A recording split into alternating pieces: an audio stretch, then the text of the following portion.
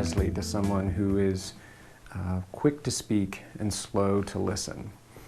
Well, the temptation is to speak faster and louder, but that's not going to work. I think really a starting place is to recognize that's difficult, and what's going in your own heart as you have opportunity to minister to this person. Maybe it's a spouse, maybe it's a child, maybe it's a friend, maybe it's a counselee if you're a counselor. First and foremost, what's going on in your own heart? If you sense a growing impatience with the person and a growing frustration, that's not a good place to be. I mean, recognize that's probably what many other people are experiencing, but be honest about the fact that you're experiencing. Call on God's grace and mercy in your time of need to ready your own heart to minister to this person. So I think recognize your own response. Call on God to help you to be a person who's able to speak wisely and gently into their lives. I think that it's a great privilege as a friend, as a counselor, to serve as a mirror to another person. And so I think in this situation, I think a lot depends on how strong the relationship is with this person. If you have, in a sense, strong relational capital with this person, I think it's very reasonable to say, could I make an observation about the way you communicate?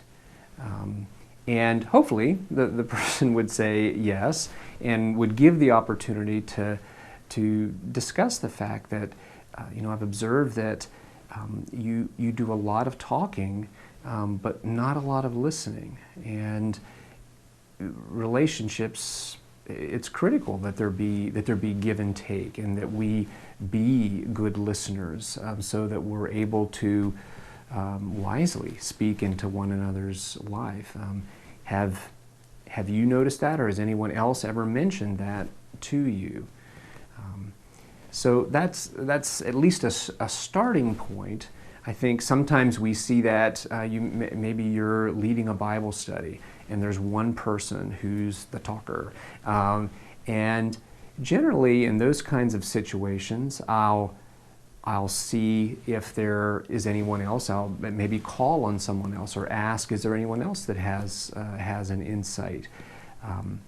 If other people are silenced in the group because this talker talks so much, then it may well be important to talk to the person, the talker, after the group or at some mutually convenient time, and say, I would want to affirm, I really appreciate the insights that you bring to the table.